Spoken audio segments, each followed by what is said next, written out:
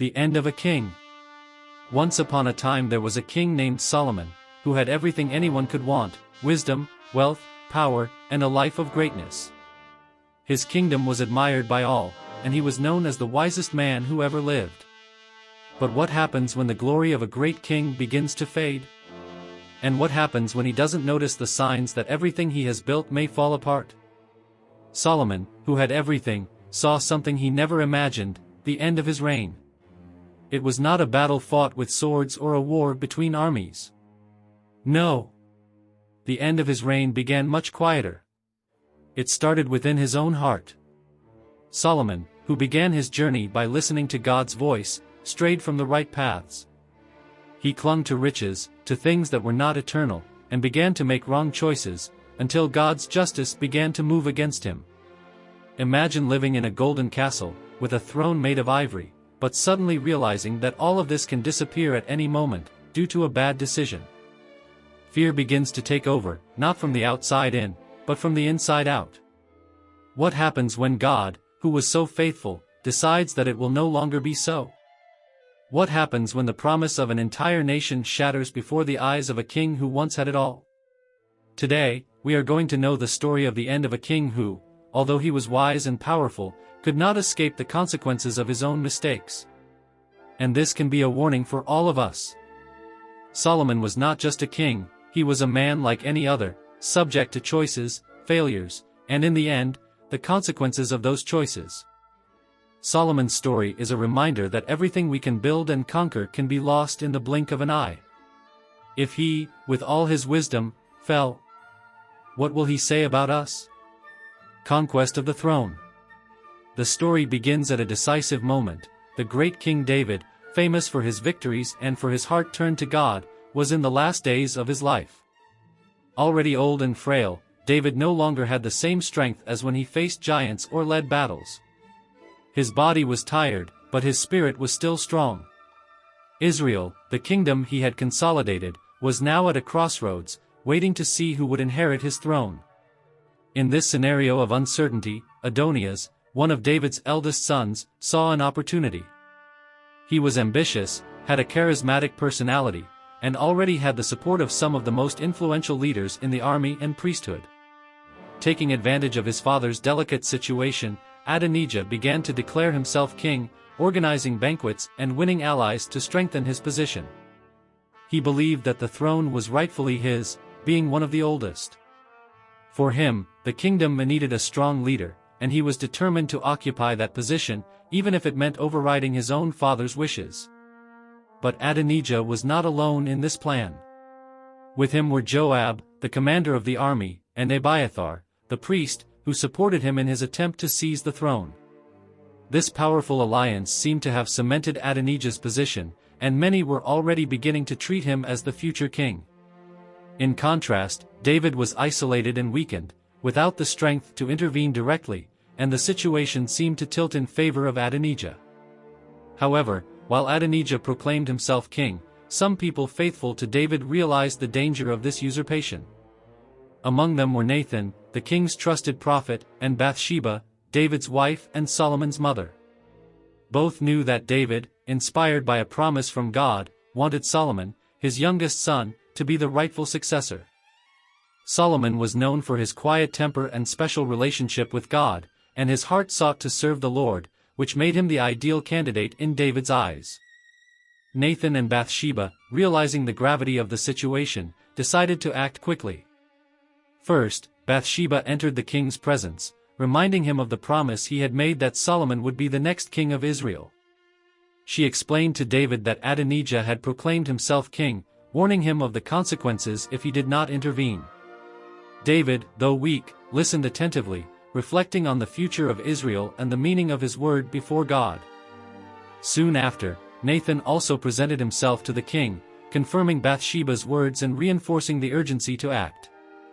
They convinced David that if he did not make a decision, the stability of the kingdom would be at risk and God's promise would be at stake. David then made a final and irrefutable decision. He ordered his faithful servant Zadok the priest, along with Nathan and Benaiah, commander of the bodyguard, to anointing Solomon as king of Israel. They were to mount Solomon on the king's own mule, a clear and public sign that he was the chosen one, and lead him to Gihon, where Solomon would be anointed king before the people. So it was done. In a symbolic and powerful act, Solomon, riding on David's mule, was carried away with honor and ceremony, and upon arrival, Nathan and Zadok anointed him as king of Israel. The city echoed with the sounds of celebration and applause, as the people exclaimed, "Long live King Solomon!" The cry of the people of Israel in Solomon's behalf was so loud that even Adonijah and his followers heard the feast. They knew then that David's choice had been confirmed, and that the true king had been anointed before all. At that moment, Adoniah's plan falls apart. He realizes that the people and God were on Solomon's side, and, fearing for his life, he ran to the altar, where he sought shelter, hoping that Solomon would spare him. Solomon, who had just received the throne, acted with mercy, showing from the beginning the wisdom and sense of justice that would be the hallmarks of his reign. At just 20 years old, Solomon finally takes the throne, not by force, but by promise and God's will, fulfilling the wish of his father, David, and confirming his vocation as the new king of Israel. The unusual request. At Gibeon, Solomon offers a great sacrifice to God, and there the Lord appears to him in a dream, saying, "Ask what thou wilt have me give thee." Solomon asks for wisdom to rule the people of Israel with justice, impressing God by not asking for riches or the death of his enemies. It was a special night in Gibeon. Solomon, newly established as king of Israel, was on a journey of devotion. He knew the enormous responsibility he had on his shoulders, and in his heart he longed to please the Lord, of whom his father, David, spoke so much. At Gibeon, there was an important altar, a place of sacrifice, where Solomon decided to make an offering to God that was worthy of his kingship and his gratitude. He did not take with him just 1 or 2 animals, but offered 1,000 sacrifices. It was a show of devotion and respect, as if Solomon were saying, "Lord, my life, my heart, and my kingdom belong to you." Night fell, and after so many sacrifices, the exhausted king lay down to sleep. But that same night, God, impressed by the sincerity of Solomon's heart, appeared to him in a dream. And it was something extraordinary. The Lord, creator of the heavens and the earth, addresses the young king and says kindly, "Ask what you want me to give you." Imagine the scene. Here was Solomon, standing before the majesty of God, having the chance to make any request. Anybody. He could ask for victories in battles, power over neighboring nations, incomparable riches, or a long and prosperous life. But instead, Solomon responded unexpectedly.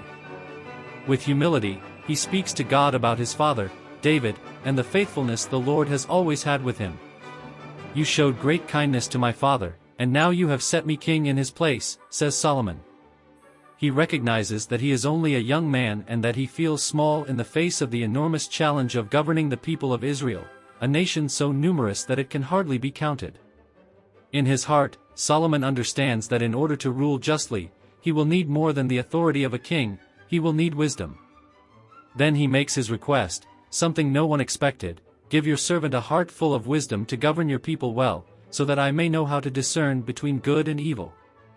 This simple, humble request touched God's heart deeply. Solomon, faced with all possibilities, does not ask for anything that benefits only himself. He does not think of fortune or fame, nor does he desire revenge on his enemies. Instead, he asks for something that will allow him to fulfill his responsibility to the best of his ability, to be a just and kind leader to the people. And God, watching Solomon's heart, is pleasantly impressed. He responds to the king, saying, "Because you have not asked for long life, nor riches, nor the death of your enemies, but wisdom to rule justly, I grant you what you have asked. I will give you a wise and intelligent heart, such as never was and never will be." God not only bestows wisdom on him, but also promises riches and honor like no other king. He makes Solomon not only the wisest, but also one of the most prosperous kings in all of history. That same night, Solomon wakes up from his dream, but his heart is filled with gratitude and reverence. He understands that the Lord did indeed hear his request and responded beyond his expectations. With this new wisdom, he would know how to discern right from wrong and lead justly. God's gift. God bestows Solomon with a wise and intelligent heart, but it doesn't stop there. In addition to wisdom, God promises riches and honor, something that no other king before or after him will have in equal measure. This is the starting point for a reign that will become famous all over the world. Solomon, still impressed by the dream in which God had spoken to him, felt that something inside him had changed. God, in his infinite goodness, had not only heard Solomon's earnest plea for wisdom, but had also bestowed something far greater. The Creator himself promised him a wise and intelligent heart, something that had never been given to any other king. And it didn't stop there. God, seeing the purity of Solomon's request, also granted him riches and honor such as no other king before him had had or would have in the future. This divine promise became the starting point for a reign that would go down in history. Solomon's wisdom would not be an ordinary intelligence. He would have such profound discernment that he would be able to judge fairly, understand the mysteries of life, and make difficult decisions with a clarity that seemed even supernatural. God gave him the ability to understand people's hearts, to see beyond appearances, and to guide his people with a perception that touched the very soul of Israel. Soon, Solomon's fame began to spread, not only in Israel, but also in the surrounding lands. Before long, rumors of his extraordinary understanding reached the ears of kings and rulers of distant lands, who could scarcely believe in such wisdom.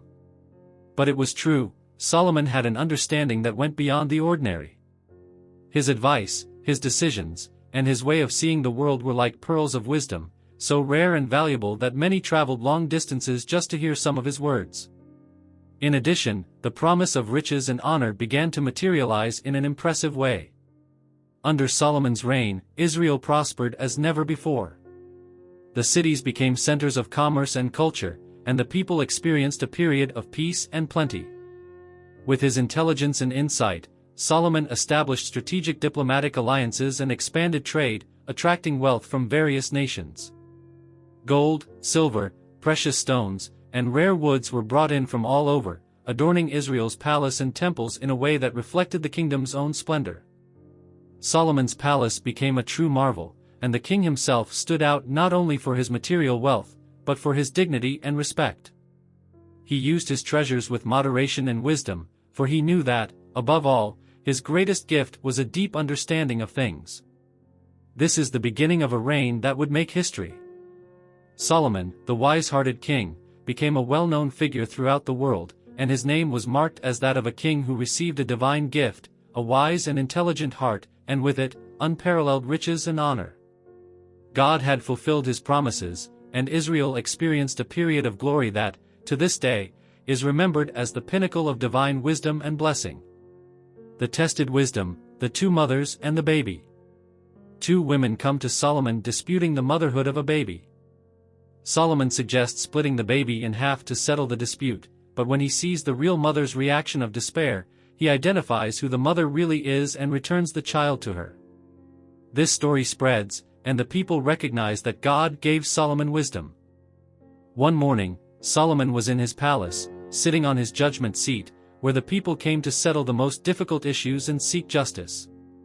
On this day, two women, both with expressions of pain and despair, were led to the king.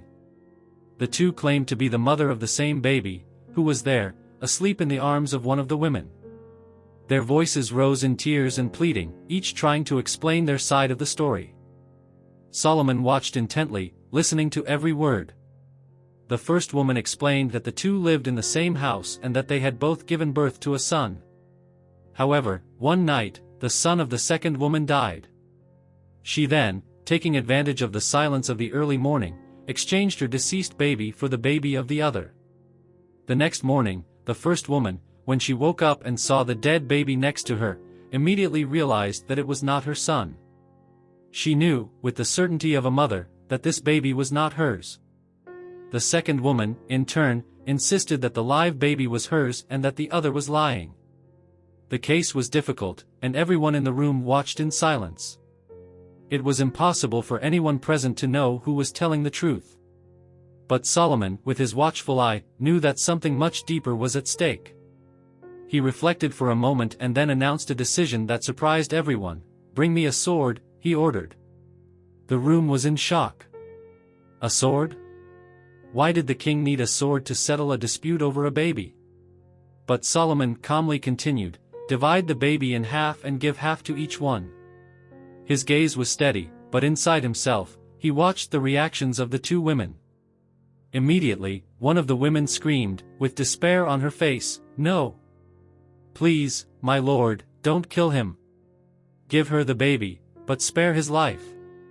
Her words were full of love, and she seemed willing to give up everything, even her son, so that he could live. The other woman, however, replied coldly, "Divide it, so it will be neither mine nor hers." At that moment, Solomon understood the truth. He realized that the love of a true mother would not allow her child to be hurt. The first woman's despair revealed the depth of her affection, while the second's indifference showed that she had no real ties to the child. In a steady, compassionate voice, Solomon declared, "Give the baby to the first woman. She's the real mother." Joy and relief flooded the woman's face as she knelt in gratitude, holding her child tenderly, her most precious possession. News of this decision spread quickly. People everywhere heard about Solomon's wisdom, about how he had used his intelligence to reveal truth where it seemed impossible to distinguish right from wrong. And the people of Israel, upon hearing this story, began to understand that God had indeed given Solomon extraordinary wisdom, an ability to see the essence of things and to judge with divine justice. The construction of the Temple in Jerusalem. Solomon begins the greatest project of his reign, the construction of the Temple in Jerusalem.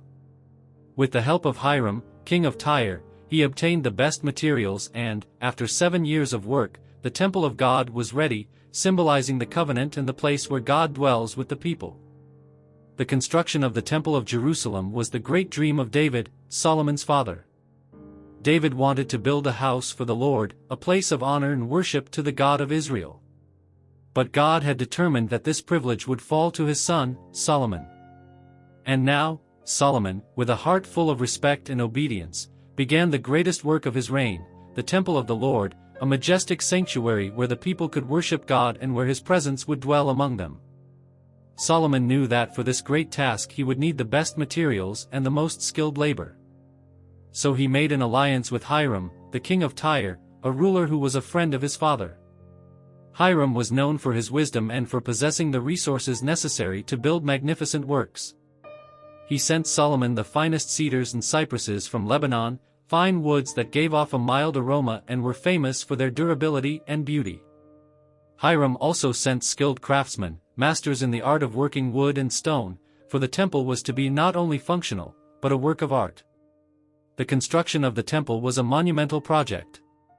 The work was organized meticulously and with extreme discipline. Thousands of workers were summoned to this sacred work. Solomon organized teams that worked in shifts and sent the men to Lebanon to cut down the large trees, while others dedicated themselves to carving and polishing the stones in the quarries. These stones were so well crafted that, when taken to the temple, they fit perfectly, without the need for molding or hammering. The Temple of Jerusalem would be built in silence, without the sound of metal tools, as a sign of respect for the Lord. 7 years passed before the temple was finally complete. And he was truly splendid. The structure stood imposing on Mount Moriah, gleaming in the sun, a sight that drew sighs from all who gazed upon it. The walls and columns were covered with pure gold, and the interior was decorated with cherubim, palm trees, and carved flowers, representing the beauty of God's creation. Inside the temple, there was the Holy of Holies, where the Ark of the Covenant would be, the sacred symbol of God's presence and covenant with the people of Israel. Only the high priest could enter there, once a year, to intercede for the people. When the work was completed, Solomon organized a great dedication ceremony. The people of Israel, from the elders to the children, gathered to witness this solemn moment. Priests, Levites, leaders, and entire families came from all corners of the kingdom. The sound of trumpets and songs of worship filled the air, and the people knelt in reverence before God. At the time of the dedication, the Ark of the Covenant was brought to the temple and placed in the Holy of Holies. As soon as the priests left that holy place, a thick cloud filled the temple, and they all knew that it was the glory of God that was among them. God's presence had descended upon the temple, confirming that he accepted that offering and dwelt among the people. Solomon then raised his hands to heaven and offered a powerful prayer, asking God to hear the prayers offered in that place, to forgive and bless his people whenever they came to the temple for his help. This temple became the symbol of God's covenant with Israel, the place where the people came to offer sacrifices, ask for forgiveness, and seek divine guidance. It was the spiritual heart of Israel, a constant reminder of God's presence among them. The Great Temple Dedication. Solomon performs a grand dedication ceremony for the temple. He prays that God will hear the prayers offered there and bless the people of Israel. The glory of the Lord fills the temple, showing that God accepts the work and is present. Finally, after 7 long years of hard and dedicated work, the temple in Jerusalem was ready, shining like a sacred treasure. Solomon, with a heart full of gratitude and reverence, organized a ceremony that no one in Israel would ever forget. He knew that this was not just a building, it was a special place, a space where God himself would dwell in the midst of the people. And he wanted the dedication of the temple to be worthy of the greatness and holiness of the Lord. On that day, the people came from all corners of Israel. Men, women, children, elders, all gathered in Jerusalem, eager to witness that historic moment. The air was filled with the sound of trumpets, songs, and prayers. The Levites, in their white robes, played musical instruments and sang hymns of praise, and the priests led the people in prayer. With his heart overflowing with devotion, Solomon ordered that the Ark of the Covenant, the sacred symbol of God's presence, be brought to the Holy of Holies, the holiest place in the entire temple. When the priests took the ark and put it in its place, something miraculous happened. A dense, bright cloud descended upon the temple, filling every corner of the sacred space. It was the glory of the Lord, the visible proof that God had accepted that temple as his dwelling place. The priests could barely stand before that divine presence, and in a gesture of reverence, they knelt in adoration. Solomon then stood on a platform before all the people, raised his hands to heaven, and began to pray. His prayer was deep and full of humility. He thanked God for allowing the temple to be built, as his father, David, had so desired. He asked God to always be attentive to the prayers made in that place. That in times of affliction, sickness, famine, war, or sin, the people might come to the temple, cry out to the Lord, and that he would hear them and respond with grace and mercy. Solomon asked not only for blessings for Israel, but also for foreigners who came to the temple in search of God. He recognized that the Lord was the God of all nations, and that the temple would be a place of hope and light for the whole world. After the prayer, Solomon offered a series of sacrifices on behalf of the people. There were so many animals offered as a burnt offering that the altar could no longer hold, and the priests had to consecrate the courtyard of the temple for sacrifice. The aroma of the incense ascended to the sky, an offering of adoration and devotion to God. The people joined in worship, singing and celebrating God's presence among them. It was a day of deep joy, a day when the people felt close to their Creator. The feast lasted several days, and the people returned to their homes with hearts full of peace, knowing that the Lord was among them, that he had accepted the temple as his dwelling place. This dedication was not just a ceremony, but a renewed covenant between God and Israel, a proof that he was the God who would dwell with his people, hear their prayers, and walk with them throughout all generations. God's promise and warning. God appears again to Solomon and makes a covenant. If he and the people follow the commandments, God will bless them, but if they turn away, the temple will be destroyed and Israel will be taken into exile. Solomon is reminded of the importance of staying true to God. After the grand dedication of the temple, God appeared to Solomon once again, as a father counseling his beloved son. The Lord spoke directly to the king's heart, bringing both a promise and a warning. This moment was solemn. Solomon, who had already experienced the presence and glory of God, listened attentively, for he knew that the words of the Lord were precious and carried the destiny of the entire nation of Israel. God began with a generous promise. He said that if Solomon and the people of Israel would walk in his ways, obeying his commandments and doing what was right in his eyes, then he would continue to bless them in a great way. God promised that his presence would remain among them, that the temple would be a place of refuge and peace, and that Israel would prosper by living in safety and receiving abundance from his hands. God reminded Solomon that this was the same covenant made with David, his father, who had walked faithfully before the Lord. But God also warned Solomon about what would happen if he and the people chose another path, a path of disobedience and unfaithfulness. He warned that if Israel forsook the Lord and turned to other gods, dishonoring the temple and ignoring the commandments, the consequence would be terrible. God, in His holiness, would not allow idolatry and sin to dwell in His presence. If Israel were to move away, the temple that had been built with so much effort and dedication, and which was the pride of the nation, would be destroyed. The glory of the temple would disappear, and the people who came after would look at the ruins and ask, "Why did the Lord do this to this land and to this temple?" And God made the reason clear. He explained that if Israel forsook Him, He would allow the people to be taken into exile, scattered among the nations, far from the land He had promised to their forefathers. The temple, which was the symbol of His presence and of the covenant, would be reduced to nothing, a reminder of that which had been lost through disobedience. The warning was straightforward, and Solomon understood the seriousness of all that God had told him. That conversation brought Solomon a deep sense of responsibility. God had entrusted him and the people with a great blessing, but also a great responsibility. And the message was clear: God's blessing and presence would be guaranteed as long as there was faithfulness and obedience, as long as Israel's heart remained faithful to the Lord. This encounter with God was not only a warning to Solomon, but a reminder to all the people of Israel. With the wisdom he was given, Solomon understood that he needed to lead the people in God's ways and that he could not be corrupted by pride or the distractions of the surrounding kingdoms. The greatness and glory of the temple could not be a reason to rely on blessings alone, but a constant reminder of the need to remain faithful to the one who had bestowed those blessings. Thus, with a heart full of awe and reverence, Solomon continued his reign, knowing that God was a righteous God, who honored His promises, but also brought judgment to those who strayed from His way. And Israel's history would follow, with the Lord's blessing being poured out as long as they stood firm in the covenant, but always with the warning in their hearts, reminding them that God is a jealous God, and that His covenant requires a pure and loyal heart. Kingdom expansion and building projects. With his wisdom, Solomon expands Israel's territory and carries out various construction projects, fortresses, palaces, and even a fleet of ships. His kingdom becomes one of the most respected and wealthy of the time.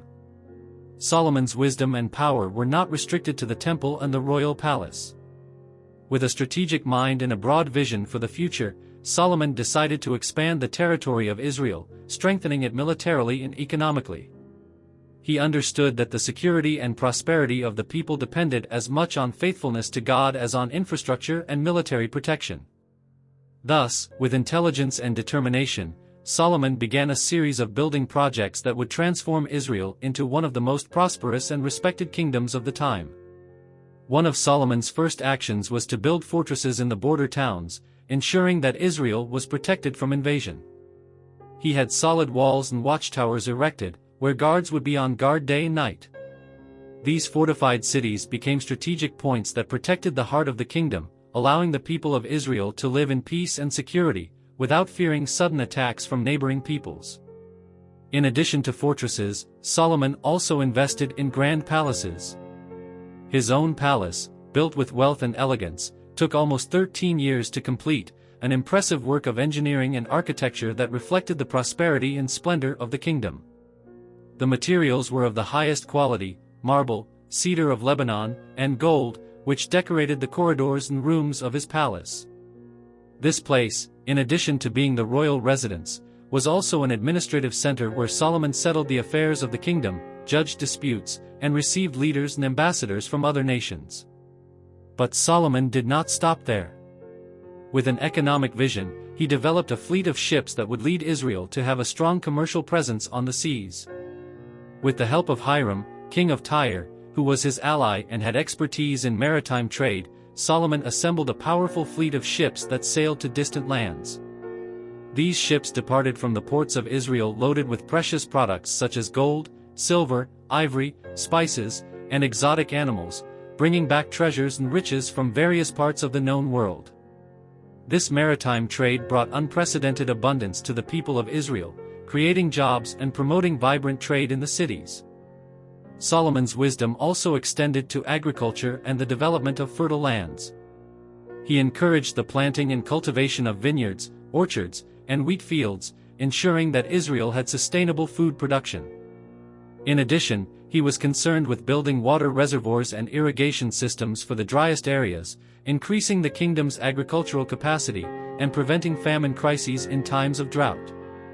With these achievements and projects, Solomon not only expanded the territory but also transformed Israel into a respected and prosperous power.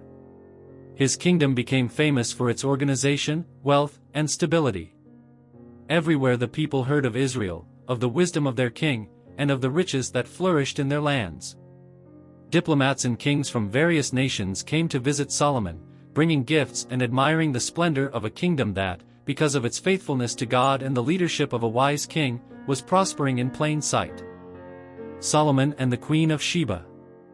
The Queen of Sheba, fascinated by the reports of Solomon's wisdom and riches, travels to Jerusalem to meet him. Impressed, she gives him valuable gifts and admits that her wisdom is even greater than she had heard. Solomon's kingdom, with its unparalleled wisdom and dazzling riches, soon surpassed the borders of Israel and spread to the four corners of the known world. Stories of the king's wisdom and the prosperity of his reign reached as far away as the vast deserts and lush southern lands where the kingdom of Sheba once stood. The Queen of Sheba, a woman of great intelligence and curiosity, heard rumors about Solomon and was fascinated by the stories that circulated. They told him about the exceptional justice and wisdom of the king of Israel, his ability to resolve disputes, and his strategic vision for the future.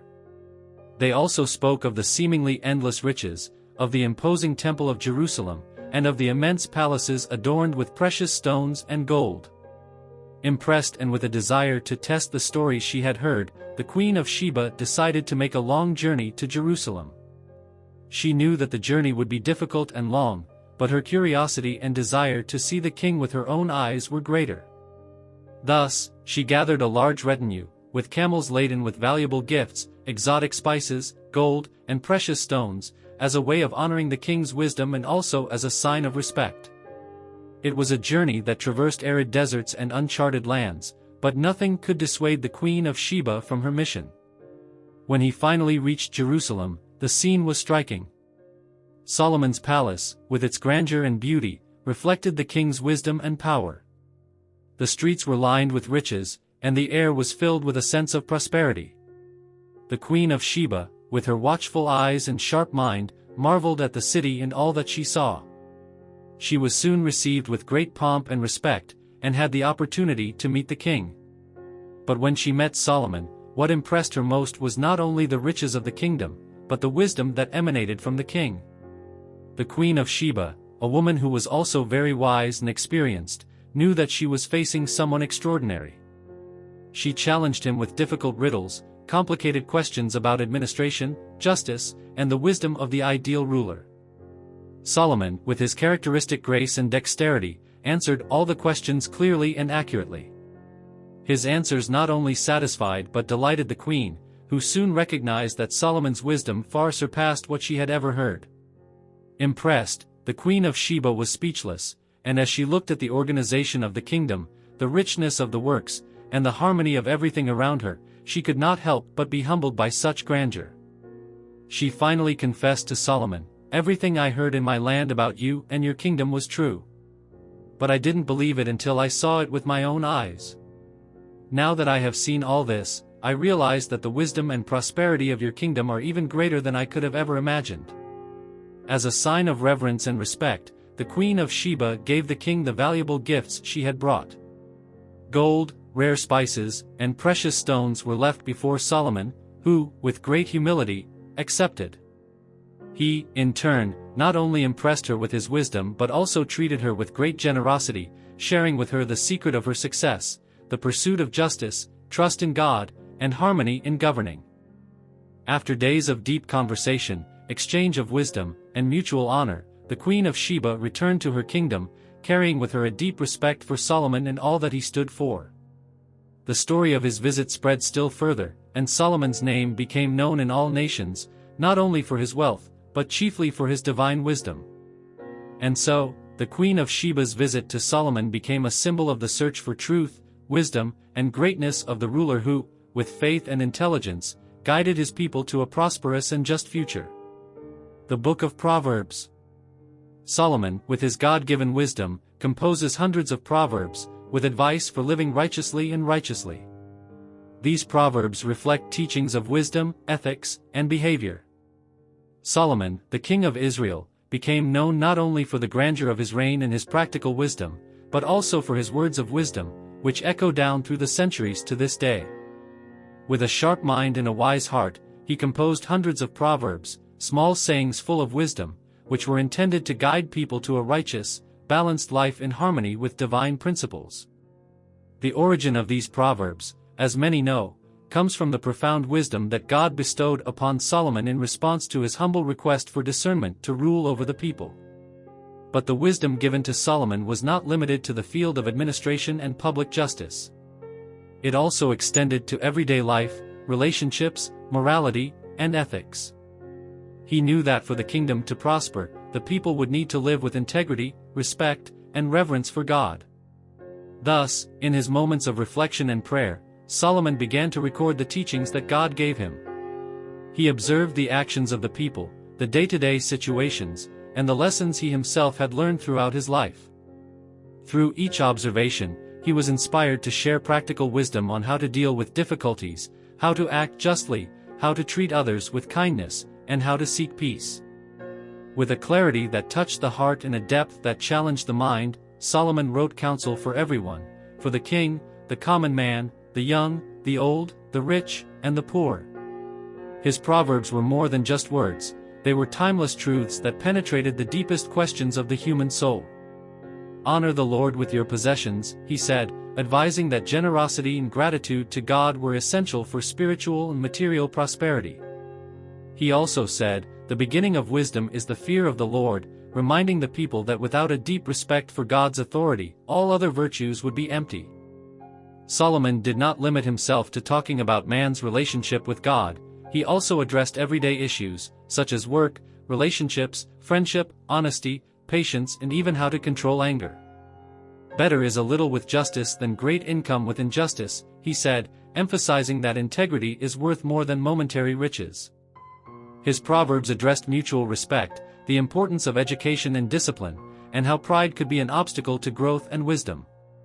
The Book of Proverbs, with its simple yet powerful style, quickly became a practical manual for those who wanted to live with discernment and righteousness. Young people, in particular, have found in it a clear guide to making wise decisions in a world filled with temptations and distractions. Parents, in turn, began to teach their children from an early age the truths contained in these proverbs, as a way to prepare them for a life full of wise choices.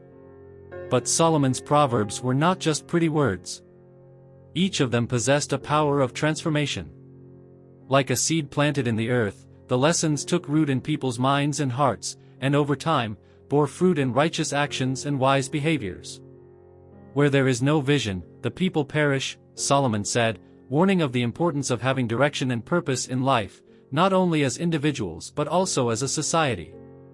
As Solomon's reign prospered, his reputation as a man of wisdom spread far and wide, and people from many nations came to him to learn the principles he shared.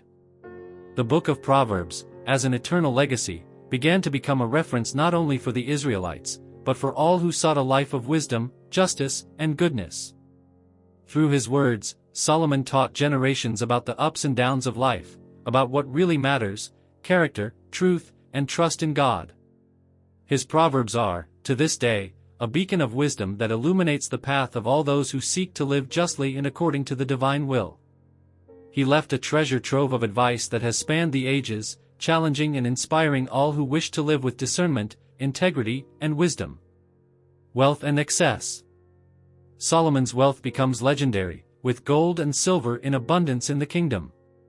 However, he begins to stray into luxury and excess, accumulating many horses, chariots, and treasures, something that God had warned kings to avoid. Solomon's reign was marked by unparalleled prosperity. His empire stretched across vast lands, and his name was synonymous with wisdom and wealth. The fame of his rule spread throughout the region, and many people sent emissaries to learn from him and admire his great court. Solomon not only built a powerful and well-organized kingdom, but he also accumulated riches that seemed infinite, leaving a material legacy that would remain as a reference for generations. Solomon's treasure was impressive. The king possessed a large stock of gold, which was extracted from abundant mines and offered to him by allies and merchants from distant lands. Solomon's gold was said to be so plentiful that it covered everything from the utensils of the temple to the furniture of his palace. Their court shone like the sun itself, with objects of gold and silver, and the opulence of their banquets and festivities was known throughout the world. The Temple of Jerusalem itself, built with his rule, was one of the wonders of the ancient world, decorated with pure gold and precious materials. But Solomon's wealth was not limited to his gold and silver. He also owned vast herds of cattle and horses, which were symbols of his greatness and power. Their fleet of ships, built of imported timber, sailed the seas, bringing valuable goods from distant lands. Solomon had fertile land and a thriving economy, and every resource he touched seemed to prosper. His kingdom was a land of plenty. However, with the rise of his empire and his growing wealth, something began to change in Solomon. The glitz of luxury and the accumulation of wealth began to affect him in a deeper way. He began to let himself be carried away by the splendor of his reign. What began as a reward for God-given wisdom has turned into a quest for status, power, and personal pleasure. Solomon began to accumulate more than necessary. He acquired many horses and chariots, something that God, in his wisdom, had already warned in his word, saying that the kings of Israel should not rely on war chariots or horses as a form of power. God wanted kings to trust in him, not in their own armies or riches. However, Solomon, in his quest for security and power, began to ignore this divine warning. He bought and raised large armies of horses, partly to maintain control over the lands and peoples around him, but also out of vanity and a desire to show himself grander than his predecessors. In addition, he surrounded himself with a luxurious court and became increasingly involved in extravagant banquets. The king began to lose himself in the pleasures of life, accumulating more treasures, women, and riches than anyone would have ever imagined. His obsession with material abundance distracted him from the principles that had guided his reign at the beginning. Solomon, who had previously sought wisdom to rule the people justly, now found himself increasingly immersed in excess. God, who had always been a watchful observer of his children, did not leave this detour without calling Solomon's attention. Through a clear warning, he reminded Solomon that the true security and success of a kingdom lay not in wealth or military power, but in faithfulness to God and obedience to his commandments. The excess of riches and the luxury in which Solomon was sinking were actually a trap that led him away from the true wisdom he had received in the beginning. This deviation began to affect not only Solomon's heart but also the kingdom of Israel. The people began to feel the effects of the unbridled pursuit of riches and their descent into vanity. The government, which had once been a symbol of justice and wisdom, was now being corrupted by the pursuit of power and by a luxurious and excessive lifestyle. Riches, which had been a gift from God, were now becoming a curse, driving the king away from his Creator. And so, what began as a divine blessing, a prosperous kingdom, and unparalleled wisdom, gradually became a reflection of arrogance and deviance. God, in his mercy, warned Solomon and showed him that true wealth was not in material things, but in his relationship with the Lord and in the search for justice and true wisdom. Solomon's story teaches us that while God's blessings and riches are good and generous, they can, if not cared for wisely and in moderation, become an obstacle to our relationship with God. Excess, the desire for luxury and opulence, can lead us astray from the path God has for us, leading us away from the true wisdom and purpose to which we have been called. Solomon, a man who started wisely, showed that even the wisest can fall when they allow themselves to be dominated by the incessant search for riches and pleasures. The foreign wives. In search of political alliances, Solomon marries many women from other nations. These wives bring with them their beliefs and idols, influencing Solomon to worship other gods and build altars for them, breaking the covenant with God. Solomon, the wise and prosperous king, lived in a time of great victories and expansion. His kingdom was stronger than ever, and his fame spread throughout the region. But as his name was known for the godly wisdom he displayed, another aspect of his life began to take shape, one that would eventually be responsible for his estrangement from God and the ruin of his inheritance. Solomon, like many kings of his day, sought political alliances and strongholds for his kingdom. He knew that in order to keep the peace and protect his empire, he needed to connect with other countries and powerful rulers. And that's how he did what many kings of other nations also did: he married foreign women. In all, Solomon had 700 wives and 300 concubines, women from different lands and cultures. These unions, apparently strategic, had the objective of sealing alliances and ensuring peace between the kingdoms. Each marriage meant a promise of stability and protection for Israel. However, Solomon's wives brought with them something more than political and diplomatic alliances. They brought their beliefs, their traditions, and their gods. Each of these women represented a different culture, with their own idols and religious practices. In an empire full of diversity, these new wives, with their altars and rituals, began to influence the king, who, over time, allowed himself to be seduced by these external influences. The Bible tells us that Solomon, who was once dedicated to the Lord, began to allow these women to follow their own gods by building altars for them in high places. At first, he may have seen these acts as a simple gesture of respect for his wives, but as time went on, something deeper happened in his heart. Idolatrous practices began to spread throughout his kingdom, and the altars to foreign gods were even erected in Jerusalem, the holy city of God. Scripture tells us that Solomon not only allowed these altars to exist, but he also began to participate in these ceremonies, worshipping idols alongside his wives. The king, who had received divine wisdom, who had been chosen by God to rule his people with justice and integrity, was seduced by the lure of political power and the pursuit of approval. He, who had once prided himself on the covenant with the Lord, now found himself involved in practices that broke that covenant. Solomon's heart, which had once been faithful to God, was gradually turned away. He allowed the worship of other gods to take the place of true worship of God. This did not happen all at once. It was a gradual process, where the influence of foreign wives became stronger and stronger. In a symbolic gesture, Solomon built an altar to one of the most powerful gods in the surrounding lands, the god Chemosh of Moab, and even an altar to the god Molech of Ammon. The Bible says that Solomon did evil in the sight of God, beginning to offer sacrifices to these pagan gods and disobeying God's command that had been given to his parents. And it was at that moment, when Solomon's heart turned away from God, that the Lord's anger was kindled against him. God had warned the kings of Israel not to turn aside to worship other gods, as this would not only lead them away from the true source of power but would also cause destruction and division for the people. Solomon knew this, but he was blinded by a desire to please his wives and to keep his political alliances intact. God, in his justice, remembered the covenant he had made with David, Solomon's father, and warned the king that the consequence of his unfaithfulness would be severe. The kingdom that Solomon had built, so prosperous and powerful, would begin to fragment. God told Solomon that after his death, the kingdom would be divided, and part of it would be taken from his line, leaving only one tribe for his son, Rehoboam. The glory of the empire that Solomon had built so much, the wealth and peace that he had won, would be undone. This sad turn in Solomon's story teaches us about the dangers of the choices we make, especially when we stray from God's principles and wisdom. The alliances he made, seeking security in political power and material wealth, became a trap for him. His search for peace and alliances with other peoples, instead of relying fully on fidelity to God, led him to break the most important covenant of all, the covenant with the Lord himself.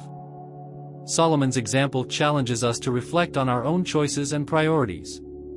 The pursuit of outside influences and the approval of others can lead us away from the true source of our strength and wisdom, which is God. When we put our own wants and desires above God's will, we can open the door to painful and irreparable consequences. Solomon's story is a warning that true power and success come only from a faithful life dedicated to the Lord. Spiritual decline. Influenced by his wives, Solomon begins to deviate from God's ways, worshipping Ashtoreth, Molech, and other foreign gods. God is deeply disappointed and decides to punish Solomon, promising that the kingdom will be divided after his death. Solomon, the king who had begun with a heart full of wisdom and obedience to God, found himself over the years on a treacherous path that led him further and further away from divine principles. At the height of his wealth and power, surrounded by a prosperous kingdom admired by all nations, the king of Israel, who had once been faithful to God, began to be seduced by something that initially seemed harmless: political alliances through marriage to foreign women. These wives, many of them coming from distant lands, brought with them their own cultures and, more dangerously, their own religious beliefs. They worshipped gods such as Ashtoreth, the fertility goddess of Sidon, and Molech, the pagan god to whom human sacrifices were made, a terrible and wicked cult. And at first, Solomon, with his generous heart and seeking to please his wives, allowed them to practice their religions. It was an attempt to keep the peace, to please them, and to ensure that their empire remained united. But over time, what appeared to be just religious tolerance ended up corrupting his own faith. Solomon, who had been chosen by God to rule over the people of Israel and whose wisdom reflected divine goodness, began to yield to the pressures of his wives. He didn't just allow them to worship their gods, he himself began to participate in these services. One by one, he built altars to Ashtoreth, to Molech, and to other pagan gods in Jerusalem, the holy city. The worship of the God of Israel, which he himself had exalted during the early years of his reign, was gradually replaced by the worship of these foreign idols. The city that had been consecrated to God became a place of spiritual corruption. Scripture describes God's disappointment with Solomon. The Lord, who had given the king unique wisdom, now saw the man who had served him so faithfully in his early years, departing from his ways. The covenant which God had made with Solomon, as with the kings of Israel before him, was being broken. And God, who always patiently warns his people, now knew that the time for discipline had come. It was in a night of deep reflection that the Lord manifested himself to Solomon, making clear what was to come. He reminded the king that if he and the people of Israel went astray, the consequences would be serious and irreversible. Solomon knew that God had always promised that Israel's reign would be eternal, but he also knew that disobedience came at a price. God, in his justice, revealed to Solomon that after his death, the kingdom would be divided. What had been united and strengthened by God would now be broken, and Solomon's reign would see a bitter division. God's promise was clear: Solomon and his descendants would lose much of the kingdom, and only a small part would remain under the control of his line. This would soon be fulfilled, and the kingdom was divided between Solomon's son Rehoboam and Jeroboam, a northern leader. The empire that Solomon had so painstakingly built, with wisdom, wealth, and glory, would now find itself fragmented because of his infidelity. God's wrath was not immediate, but his words were inescapable. Solomon, the man who had set an example of greatness in God, now found himself departing from the principles of righteousness, purity, and devotion. This moment in Solomon's story is a powerful reminder of the dangers of spiritual decline. Solomon, despite his divine wisdom, was not immune to temptation. He began to seek comfort in riches, politics, and human alliances, failing to seek God's true direction. His fall was not an abrupt event, but a gradual process, where the tolerance of idolatry and error caused him to turn away from the one God who had blessed him. Their pursuit of pleasure, power, and acceptance, to the detriment of faithfulness to God, led to devastating consequences. God, in his mercy, warned Solomon, but the king stood firm in his wrong decisions. Solomon's story shows us that even the wisest and most prosperous among us can easily be seduced by worldly promises, departing from the path that God teaches us. Solomon knew what was right, but his vulnerability to outside influence led him to a tragedy that would affect the entire nation of Israel. In the end, Solomon's disobedience teaches us a clear lesson: faithfulness to God is essential to the preservation of his blessings. When we lose sight of our spiritual principles and indulge in luxury, excess, and the worship of false gods, the consequences are inevitable. Solomon's spiritual decline from a wise man to a king who has turned away from the Lord is a warning to all who seek to please the world more than God. The consequences and the promise to David. God decides that, out of respect for David, he will not take the kingdom out of Solomon's hands as long as he lives.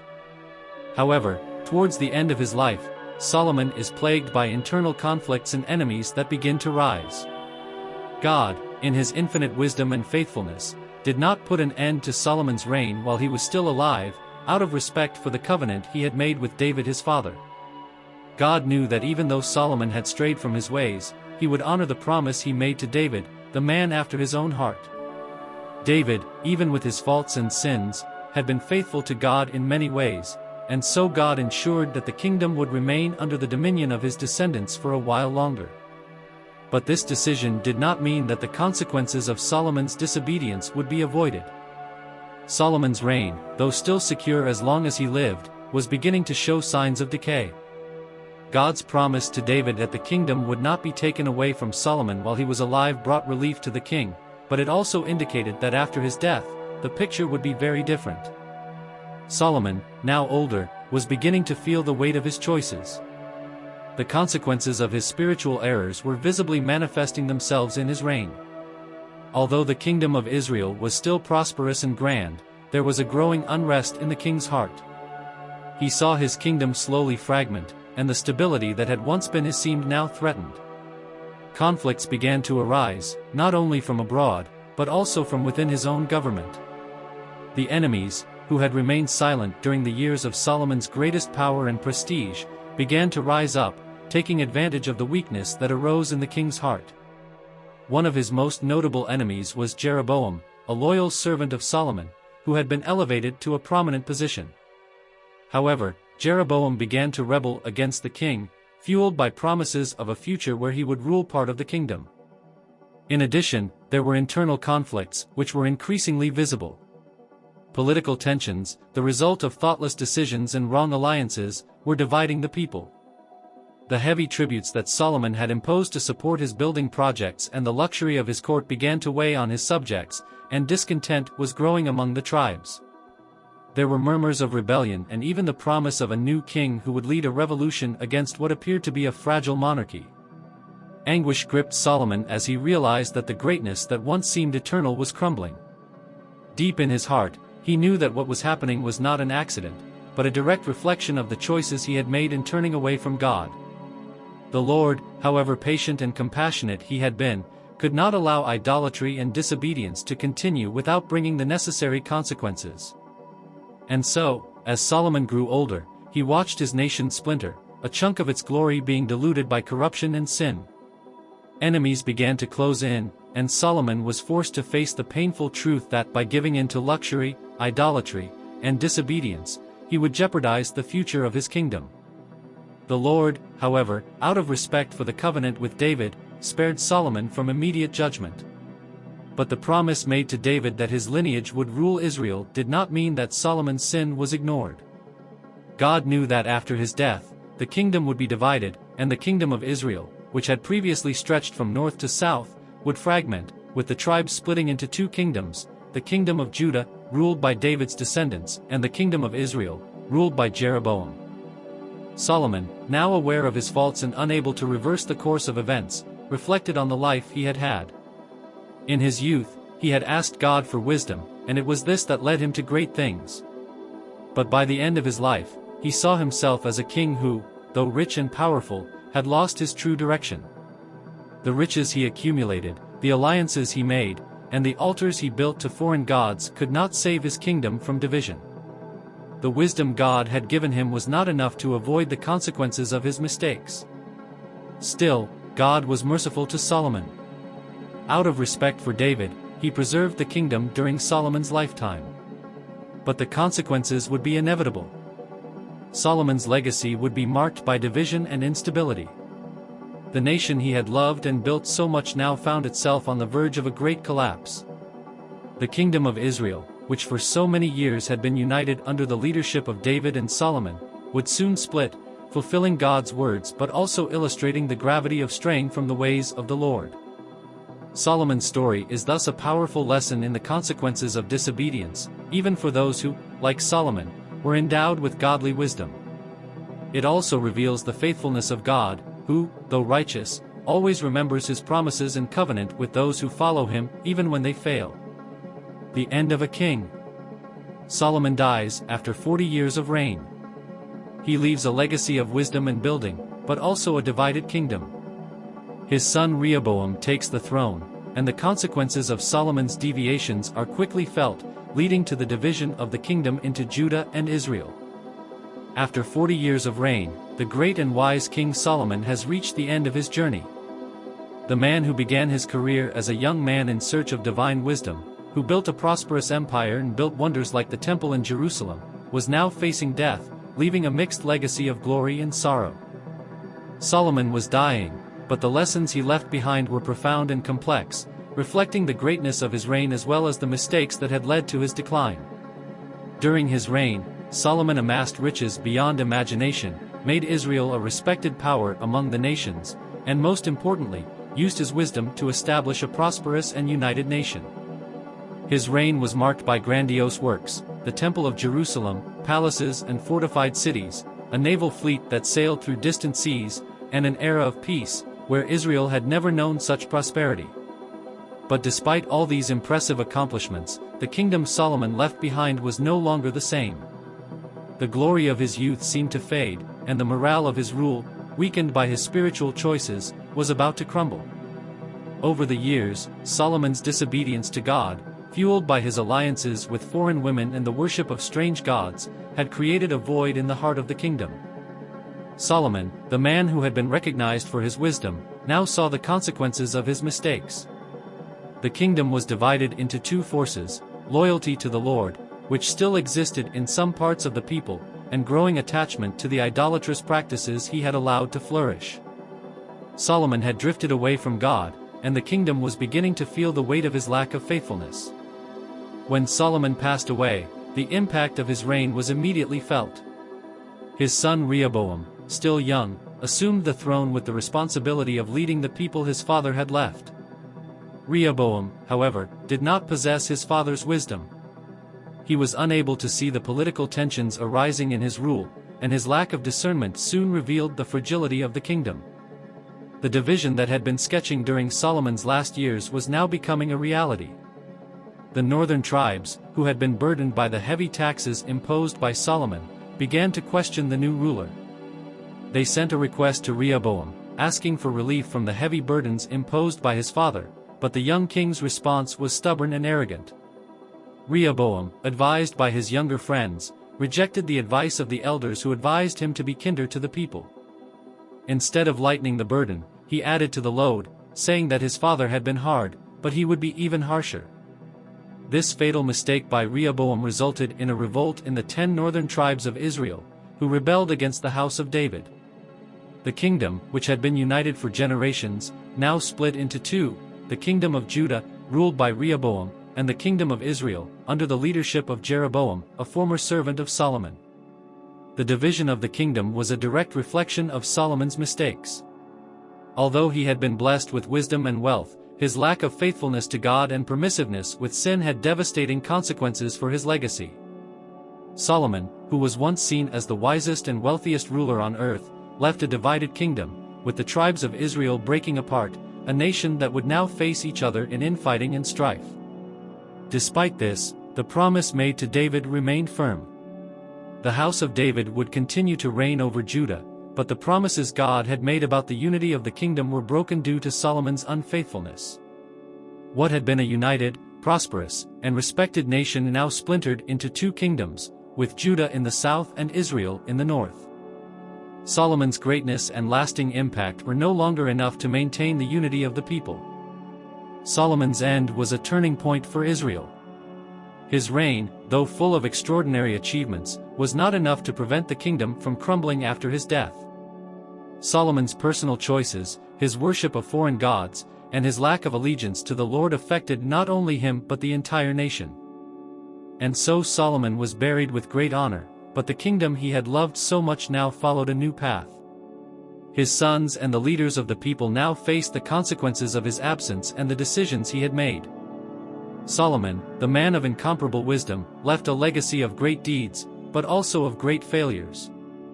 And as the people of Israel prepared for the next age, a new chapter began, marked by division and the struggle for survival of a once glorious nation.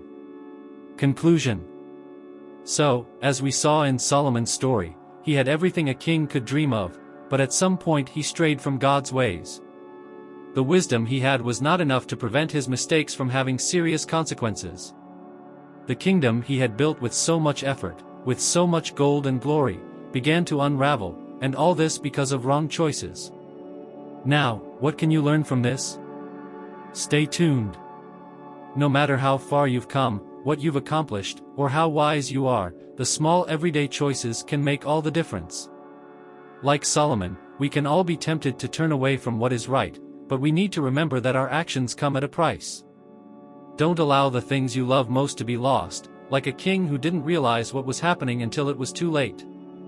Therefore, as you continue your journey, be wise in your choices. Don't ignore the signs. Stay true to the principles that really matter, as they are the foundation that ensures that what you build in life lasts. The end of a king does not have to be the end of his story. Its history is still being written. And what you choose to do now will shape your future.